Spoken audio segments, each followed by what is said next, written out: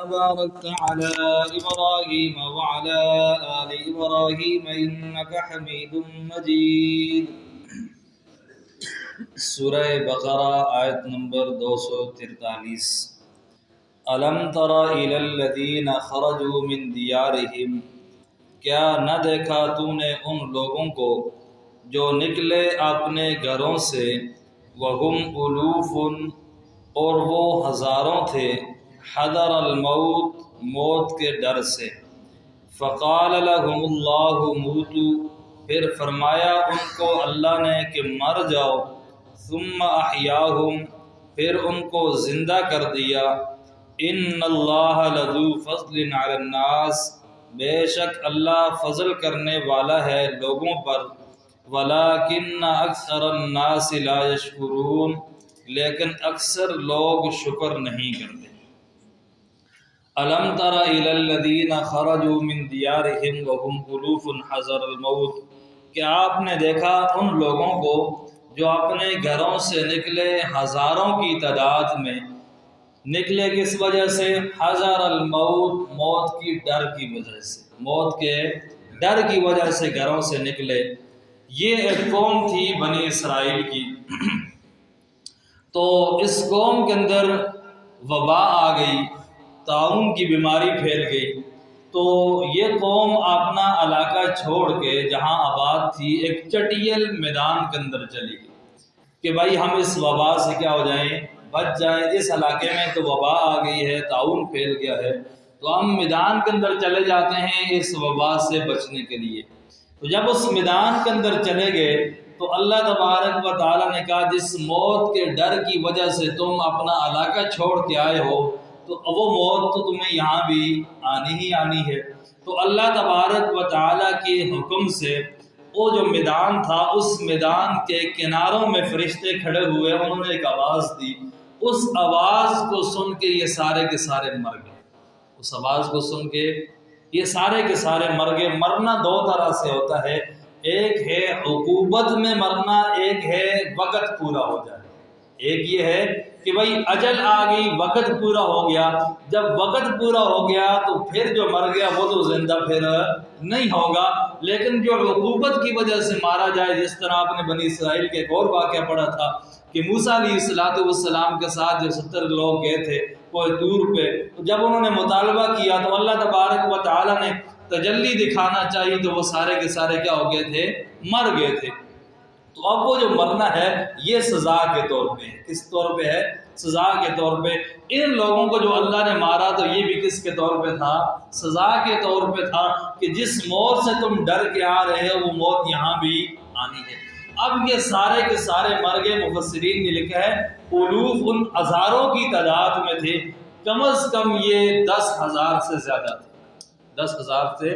بعض حضرات نے مختلف تعداد کی ہیں، کوئی صحیح روایات اس میں نہیں ملتی کہ بھائی کتنی تعداد تھی، لیکن جمع کثرت ہے اور کثرت کم از کم 10 پر آتی ہے، تو 10,000 سے ان کی تعداد کیا تھی؟ زیادہ تھی۔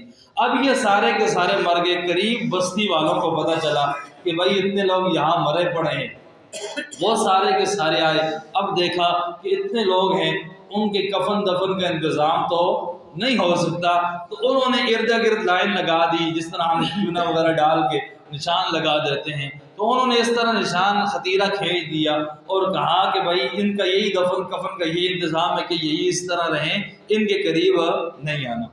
اب ان کی حالت یہ ہو گئی کہ ان کی ہڈیاں باقی رہ گئی، گوشت وغیرہ سارا کیا ہو گیا؟ جل کے ختم ہو گیا۔ اب دھوپ بھی آ رہی ہے، بارش بھی آ رہی ہے، طوفان بھی، ہر طرح کی چیز آ رہی ہے، تو اب کرتے کراتے کئی عرصہ گزر گیا۔ وہاں اللہ کے ایک نبی تھے حضرت حزقیل علیہ السلام، ان کا گزر ہوا، انہوں نے دیکھا کہ یہ اس طرح مرے پڑے ہوئے ہیں، تو اللہ تبارک و تعالیٰ سے دعا کی، تو اللہ تبارک و تعالیٰ نے اس نبی کی دعا کی وجہ سے انہیں دوبارہ زندہ فرمایا۔ انہیں دوبارہ کیا کیا؟ زندہ فرمایا۔ بندہ کیا ہو گیا؟ مر چکا ہے، گوشت اوپر سے کیا ہو گیا؟ گل سڑ گیا، ختم ہو گیا۔ اللہ کے نبی دعا کر رہے تو دوبارہ وہ کیا ہو رہے ہیں؟ زندہ ہو رہے ہیں اسی حالت کے اندر۔ تو اللہ تبارک و تعالیٰ فرماتے ہیں موتو، پہلے کہا مر جاؤ، ثم احیاہم، پھر کیا کیا؟ ان کو زندہ کیا اور بتا دیا کہ تمہاری جو تدبیر ہے اس تدبیر پر میری تقدیر غالب ہے۔ اس تدبیر پر اب تم نے تدبیر کیا اختیار کی تھی؟ اس طاعون کی بیماری سے ہم بچ جائیں۔ گاؤں سے اس وجہ سے نکلے تھے کہ طاعون کے اندر آ کے اس وبا میں آگے آسان الفاظ میں یہ کہوں کہ اس کرونا کی بیماری میں ہم یہاں کیا ہو جائیں گے؟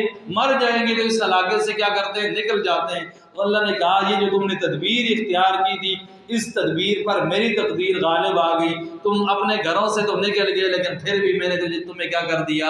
مار دیا، موت دے دی۔ ثم احیاہم، پھر انہیں زندہ فرمایا۔ ان اللہ لذو فضل علی الناس، بے شک اللہ تبارک و تعالی فضل کرنے والے ہیں لوگوں پر۔ ولکن اکثر الناس لا یشکرون، لیکن اکثر لوگ اللہ کا شکر ادا نہیں کرتے۔ وقاتلوا فی سبیل اللہ واعلموا ان اللہ سمیع علیم، یہ تھا اس حصے کا مرکزی دعویٰ، اس حصے کا مرکزی دعویٰ اور مرکزی مضمون کی طرف دوبارہ اللہ تبارک و تعالی اشارہ فرما رہے۔ میں نے آپ کو بتایا تھا کہ اس تیسرے حصے کے اندر کیا بیان ہوگا؟ اس تیسرے حصے میں کیا چیز بیان ہوگی؟ جہاد بیان ہوگا۔ اس میں کیا بیان ہوگا؟ جہاد کا بیان ہوگا۔ اس کے لیے میں نے آپ کو منزلیں بتائی تھی۔ جہاد کی پہلی منزل مجاہد کی اصلاح، جہاد کی دوسری منزل ملک کی اصلاح، اور جہاد کی تیسری منزل گھر کی اصلاح۔ تو یہاں کل کے سبق تک گھر کی اصلاح کے 18 قوانین مکمل ہو گئے۔ اب دوبارہ اللہ تبارک و تعالیٰ یہ جو واقعہ ذکر کیا درمیان میں کہ بھائی ان لوگوں کو میں نے مارا، تو یہ اللہ سمجھانا چاہتے ہیں کہ یہ تم جو جہاد سے بھاگتے ہو تو اس لیے کہ بھائی ہم مر نہ جائیں۔ جہاد میں کیا ہوتا ہے؟ بندہ مارا جاتا ہے نا، قتل کیا جاتا ہے۔ تو کہا کہ تم جہاد سے یہ جو بھاگ رہے ہو اس وجہ سے کہ مارے جاؤ گے، تو کہا یہ موت تمہیں بستر میں بھی آنی، ٹھیک ہے؟ اگر میدان جہاد میں نہ آئی تو بستر پہ یہ موت آ جائے گی۔ اب دوبارہ اسی مرکزی دعوے کو ذکر کیا، وَقَاتِلُوا فِي سَبِيلِ اللَّهِ، اور لڑو اللہ کی راہ میں، وَاعْلَمُوا أَنَّ اللَّهَ سَمِيعٌ عَلِيمٌ، اور جان لو کہ بے شک اللہ تبارک و تعالی خوب سنتا اور جانتا ہے۔ اللہ تبارک و تعالیٰ کی ذات سننے والی بھی ہے اور جاننے والی بھی ہے۔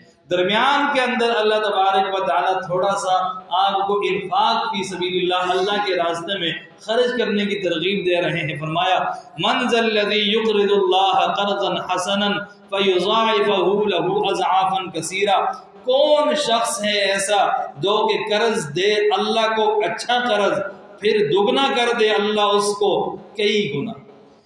کس کو قرضہ دے؟ اللہ کو قرضہ دے۔ اللہ کو قرضے کی ضرورت ہے نہیں ہے نا، یہ سارے خزانے تو اللہ کے ہیں۔ پھر اللہ کیا کہہ رہا ہے؟ قرضہ مانگ رہا ہے۔ جب یہ آیت نازل ہوئی تو لوگوں کے 3 قسم کے گروہ گے۔ ایک تو یہودی جنہوں نے کہا بھائی ہم اس اللہ کی عبادت کیوں کریں کہ جو اتنا محتاج ہے ہمارے قرض کا، تو جو ہمارے قرض کا محتاج ہو تو ہم اس کی عبادت کیوں کریں۔ اور دوسرے بات حضرات جو بخیلی کر کے مال پہ سانپ بن کے بیٹھ گئے، انہوں نے بھی خرچ نہ کیا۔ تیسرے وہ لوگ تھے جنہوں نے یہ آیت سنی کہ بھائی اللہ کو قرضہ دے۔ تو ایک صحابی ہیں، وہ آپ صلی اللہ علیہ وسلم کے دربار میں آئے، ابو الدرداء ان کا نام ہے۔ تو انہوں نے کہا یا رسول اللہ یہ اللہ قرضہ مانگ رہے ہیں۔ کہا اللہ قرضہ مانگ رہے ہیں، اللہ کو قرضہ دو، اللہ آپ کو بڑھا چڑھا کے دیں گے۔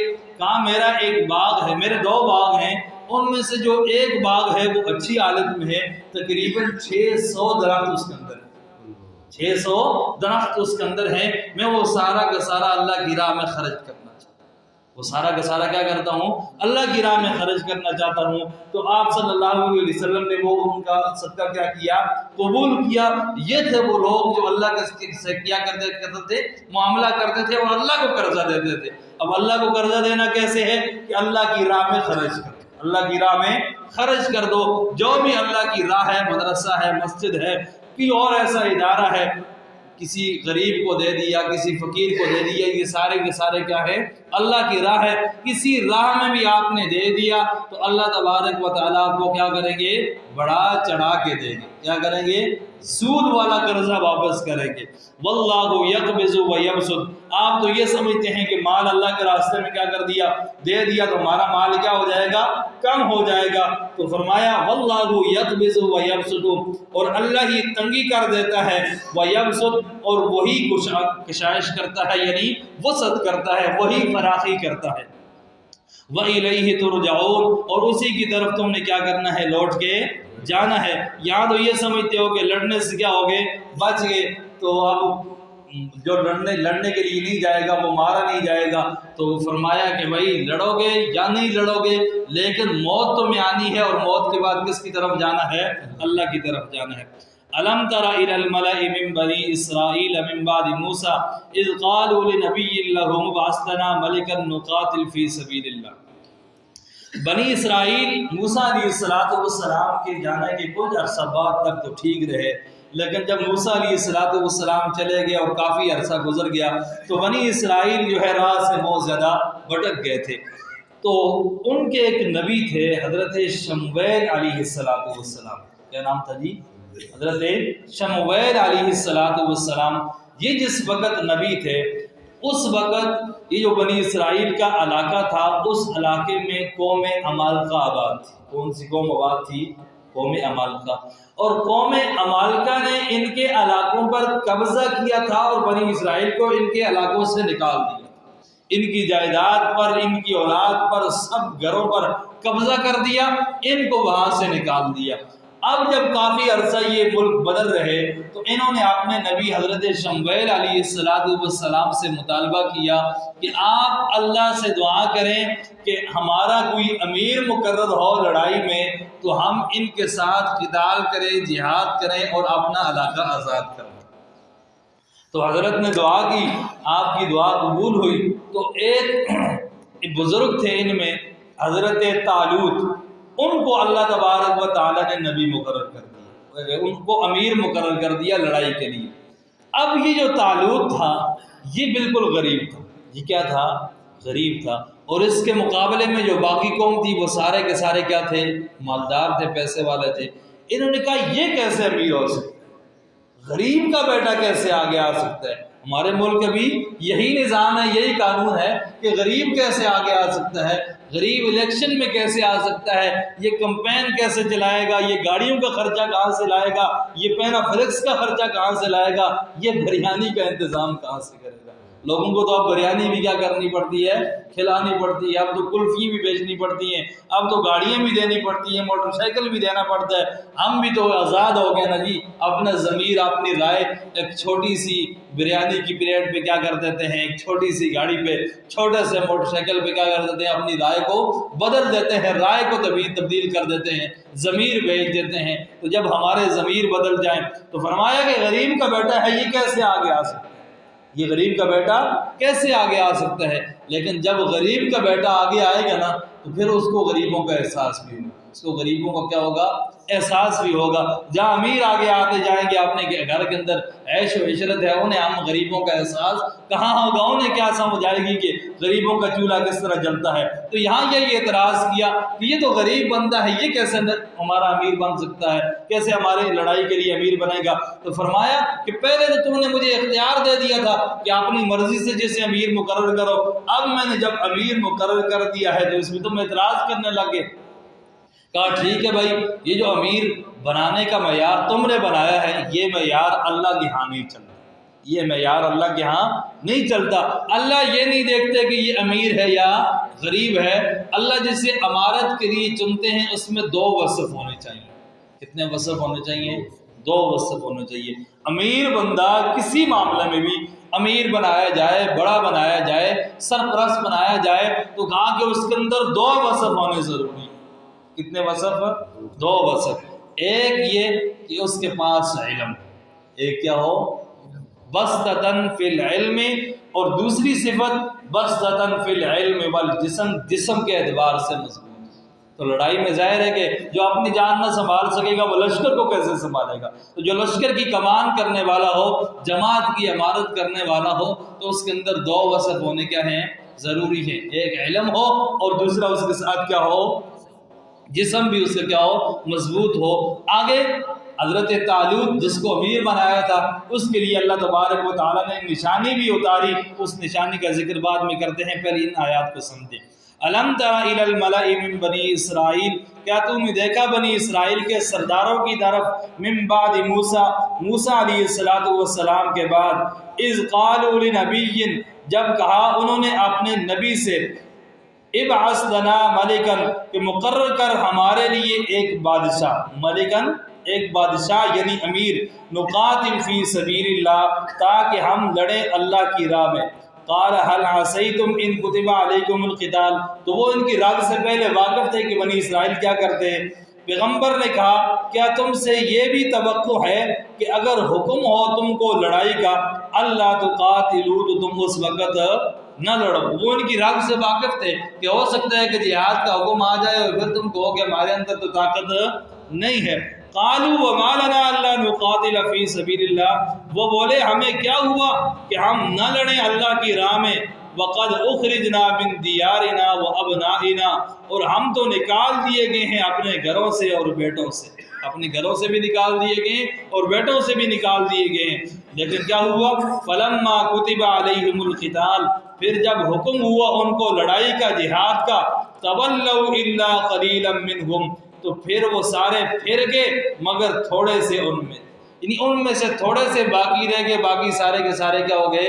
پھر گئے۔ مفسرین نے لکھا ہے کہ یہاں جو باقی رہ گئے تھے ان کی تعداد بھی 313 تھی، باقی رہنے والوں کی تعداد بھی کتنی تھی؟ 313 تھی۔ یہ عجیب عدد ہے 313۔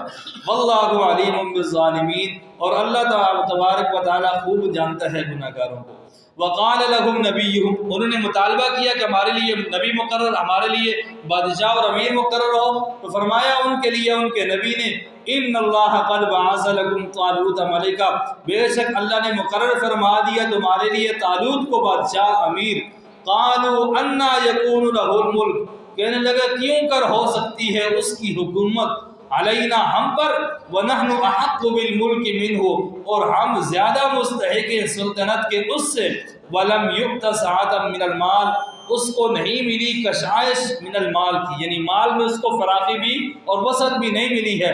قال، تو نبی نے کہا ان اللہ اصطفاہ، بے شک اللہ نے پسند فرمایا ہے اس کو، علیکم تم پر، وزادہ پہلی صفت، اور زیادہ فراخی دی ہے اس کو، فی العلم والجسم، علم میں اور